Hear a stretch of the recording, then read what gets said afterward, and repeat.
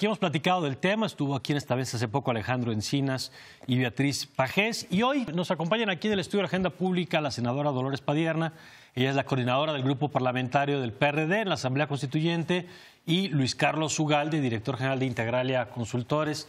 Senadora, ¿cómo está? Buenos días. Muchísimas gracias por la invitación. Al contrario, Luis Carlos, ¿cómo estás? Buenos días. Muchas gracias, Mario, senadora. Buenos días. Bueno, y queremos aquí compartir parte de la discusión que se está generando en torno a la Constitución de la Ciudad de México. Y te leía ayer en El Financiero, colaboración de todas las semanas, y planteabas algunas críticas o puntos de preocupación que tenías. Por ejemplo, planteabas el tema de lo distinto o el peso que tiene el tema de los derechos en contraste con el tema de las obligaciones. Primero, bienvenido que una constitución como la Ciudad de México plantee una visión de ciudad tan atractiva. La verdad es que yo no he visto en ninguna constitución local y quizá del mundo un listado tan amplio, diverso de derechos.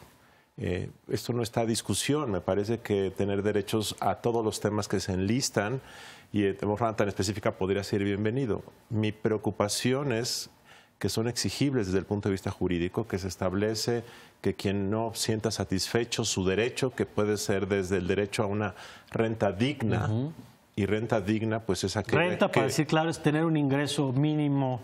Bueno, renta digna a los más estándares de calidad de salud, se dice, a la sexualidad plena, a derechos a la ciudad, a la movilidad, todos los cuales yo no discuto ninguno.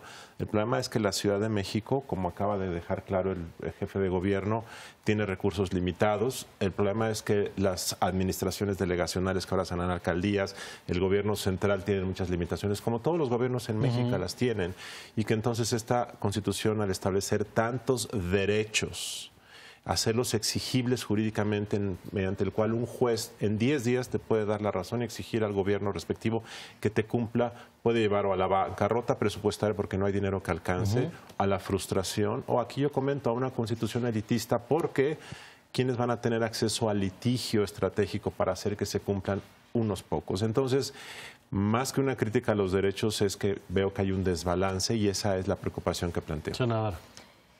Primero hay que decir que esta Constitución es paradigmática, o sea, rompe paradigmas, es un documento progresista muy avanzado, es una Constitución que así lo queremos ver, elaborada por las mejores mentes de especialistas que tiene el país, y son los que redactaron este documento que me parece progresista y que pugna, que pone en el centro lo que estaba diciendo, los derechos humanos en su más amplia acepción. Los derechos, todos, serán exigibles. Va más allá de la mera enunciación o listado de derechos.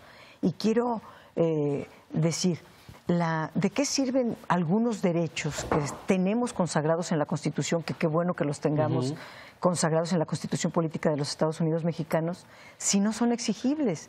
Es un documento que no le es, no es garantía. Claro, además, quiero precisar dos cosas.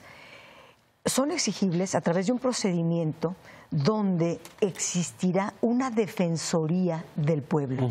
La Defensoría del Pueblo está para atender, para asistir de manera rápida y expedita a cualquier ciudadano, de tal manera que no es elitista, porque cualquiera sin recursos puede ir ahí y tiene metas, tiene tiempos, y además las decisiones de este acompañamiento de la Defensoría son vinculantes. En efecto, se asiste ante un juez, si alguien quiere decir, yo no tengo... O sea, van a existir dos carriles, digamos, el de directo al juez y la Defensoría. Hay preocupación, ciertamente, porque quien determina al final es lo que se llama un tribunal constitucional. Nos dicen que eso es inconstitucional, no le llamemos así. Aquí en la Ciudad de México tenemos, como en todas las entidades, un tribunal de justicia administrativa que bien podría atender este asunto. ¿Por qué tenemos que no limitarnos al tema presupuestal? No sería una irresponsabilidad, sino que los derechos están concebidos conforme el artículo 1 de la Constitución, que los derechos son inalienables y ahora garantizables, y por lo tanto se ponen los derechos del ser humano en el centro. No es el Estado, sino los seres humanos en el centro de toda la actividad de la vida pública. Así que el presupuesto, las instituciones, todos los organismos, sean estos quienes sean alcaldías, jefe de gobierno, etcétera, todos estarán para servir y atender los derechos del ser humano. Ahora, en principio, todos podemos estar de acuerdo en un listado de derechos. Y, por supuesto, la idea de que sean exigibles me parece un paso importante para que no sea una declaración de buenas intenciones, como suele ocurrir. Así es. Pero operativamente, ¿cuáles ves tú como temas de preocupación? O sea, primero la pregunta es, ¿qué es una constitución? Reitero, a mí me parece muy bonito y hasta poético mucha de la forma como está redactado esto. El tema es que, en mi opinión, esta es una aspiración política colectiva que me parece muy bien plasmarla en un documento. Pero bien, ese documento se le puede llamar la Carta de la visión de la Ciudad de México para el siglo XXI. Pero una constitución, desde mi punto de vista, es un documento en donde se establecen derechos. Por cierto, los derechos están establecidos en la Constitución Política de los Estados Unidos mexicanos. No todos. No todos, aquí se van desagregando, creo que en ocasiones son muy repetitivos. Por ejemplo, se habla de derechos de las personas trabajadoras, e inmediatamente después se habla de los derechos de los trabajadores salariados y inmediatamente después se habla de los derechos de personas trabajadoras no salariadas. Y es una repetición. En ocasiones da la sensación de que quienes participaron en este ejercicio, no es el caso de la senadora ahora es responsable de mejorar, modificar, enmendar, pero quienes lo redactaron da la impresión, no lo sé, de que hubo muchas personas participando y que cada quien quiso meter parte de sus aspiraciones. Entonces, al agregar las aspiraciones o las visiones de muchas personas, lo que acaba sucediendo es que hay repeticiones. Pero bueno, ese no es el problema. El tema nada más es que a mí me parece que una constitución debe establecer mecanismos jurídicos, debe establecer obligaciones, debe establecer derechos, debe decirnos cómo el gobierno va a funcionar mejor para hacerlo. Hay después una parte donde se habla de la Asamblea de la Ciudad de México, se habla de las nuevas alcaldías, se habla de la participación ciudadana. Yo tengo la impresión de que nuestros gobiernos, nuestro país, nuestro entorno, nuestra baja ciudadanía, porque hay que decirlo, la participación ciudadana en la Ciudad de México, como en todo el país, es de baja intensidad, como se dice. Esto no va compensado con esto. Ahora se me puede decir, ¿estás aspirando entonces a algo muy mediocre como futuro del país? No. Yo lo que digo es que una visión de país se puede establecer en un documento, pero al hacerlo en una constitución y hacerlo exigible, podemos conducir a la frustración, a la incapacidad para cumplir esto. A ver, algún aspecto para quienes no han revisado el texto completo. Cuando dices que puede llevar a la frustración o a que no se pueda cumplir, ¿en qué estás simplemente pensando? digo, se establece, por ejemplo, que hay un derecho a la vida digna o a una renta digna. ¿Qué es una renta digna? O al derecho al más alto nivel de salud. Según el Consejo Nacional de Evaluación de la Política Social en la Ciudad de México, hay 2.5 millones de personas por debajo de la línea de pobreza.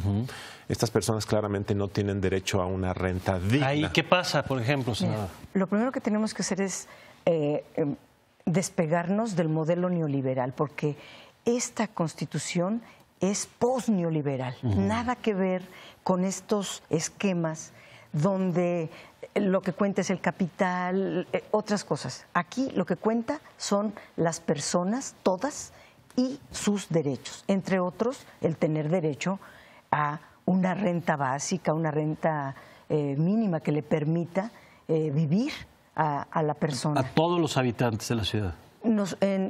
Si nos alejamos del esquema neoliberal, los derechos son universales. Eso no quiere decir que a los ricos se les va a dar, pero son universales. El gobierno, el Estado y toda su estructura están obligados a garantizar los derechos universales a todas y a todos.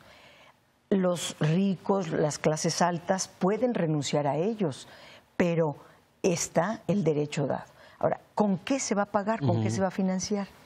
En el título 2, que es el derecho a la ciudad, viene todo lo que es una nueva política fiscal, pero hay un concepto muy innovador que se llama el derecho a la edificación. Tú eres dueño de tu tierra, de tu suelo, de tu casa, pero tu casa, si está rodeada de tierra, si no tiene servicios, vale menos que si está rodeada por ejemplo, en Reforma, de unas banquetas, un alumbrado de altísima calidad. Entonces, tu plusvalía sube. No quiere decir que tú invertiste, sino invirtió el Estado para tu plusvalía. Eso es el derecho a la edificación, lo controla la administración pública y le pone un valor. No quiere decir que vamos a andar con... Bueno, además de que nuestra ciudad ya no puede crecer horizontalmente, tiene que crecer verticalmente, no en las zonas patrimoniales, no en las zonas, en fin, prohibidas. Por eso se crea un instituto de planeación y se hace una planeación a 20 años que no está... También hay programas sexenales para respetar al que gobierne. Pero todo esto viene enmarcado, es un documento que hay que leer integralmente, porque de ahí salen los recursos para poder hacer universales los derechos. Y entonces se garantiza. Ahora, ciertamente tiene razón de que la ciudad no tiene el presupuesto que debería de tener. Y por eso se considera un presupuesto a la capitalidad, que además es constitucional, no puede venir en ceros en el presupuesto, eso es violar la Constitución. Viene el fondo de capitalidad. Pero con esos recursos, con lo que está planteado, ¿alcanza? Déjame decir, México, la Ciudad de México es, si no la primera, la segunda ciudad más grande del mundo. ¿Y qué presupuesto tiene? Pues como si fuera una ciudad chiquitita. Bueno, si estamos viviendo en la ciudad más grande del mundo y es la ciudad, la capital de la República y sede de los poderes federales, y es la ciudad de todos, porque aquí tenemos un presupuesto para 8 millones de personas, pero se atiende a 25 millones de personas al día. Entonces se tiene que ver con el fondo de capitalidad y esta visión metropolitana que sí considera la Constitución. Tiene una visión más allá de la propia ciudad.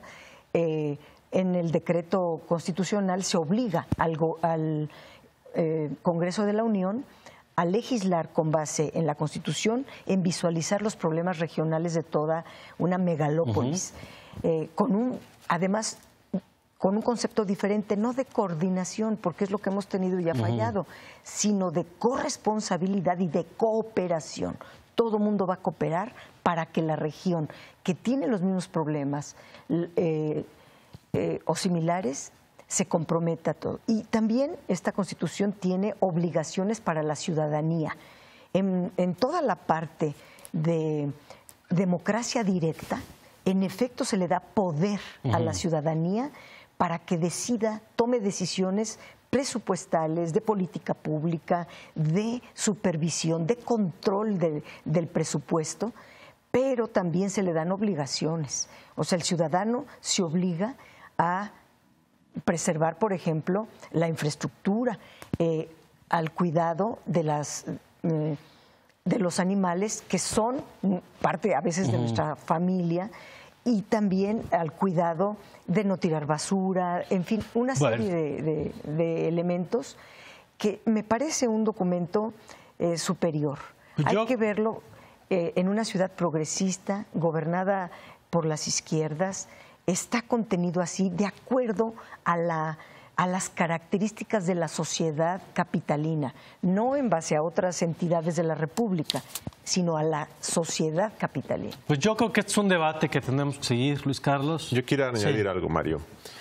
Después de enlistar todos los derechos que, reitero, no estoy en contra de ninguno individual, pero una Constitución debe balancear derechos y obligaciones y generar ciudadanía. En una democracia significa que quienes habitamos y nos beneficiamos de la acción del gobierno tenemos también que dar algo a cambio. Simplemente quiero enlistar que la sección de derechos tiene 11,000 palabras y la sección de deberes de las personas que habitan la ciudad son 290 palabras, media cuartilla. Se es tan específico en determinar cuáles son los derechos a los que todos tenemos, pero se es tan genérico y vago al decir cuáles son los deberes. Aquí hay un problema. Si vamos a establecer a qué nos comprometemos también todos, tendríamos que ser muy puntuales en no qué es nos obligamos. financiable ni política, ni moralmente, ni presupuestariamente una Constitución en donde nosotros no tenemos que hacer nada. Perdón, pero es que la realidad es obvia y casi a la ciudadanía se le ha ninguneado, se le ha separado. Ahora actuamos bajo el principio pro persona. Y las personas, en general, toda la sociedad mexicana, diría yo, ha estado en un segundo, tercero, quinto plano. Pues, siempre hasta adelante están las élites, arriba están los poderosos, y sobre de ellos gira el presupuesto, sobre de ellos giran las políticas, pues vamos a no ver. de la gente. Vamos a ver ahora. Esta aparente descompensación que tiene razón Luis es deliberada, porque se ha maltratado tanto, o sea, se ha dejado... Que es un intento de darle a la gente. Un equilibrio, de lograr equilibrar. Bueno. Y después tendremos que ser más estrictos, desde luego. Pues ya seguiremos con el tema, con la discusión. Muchas gracias, senadora.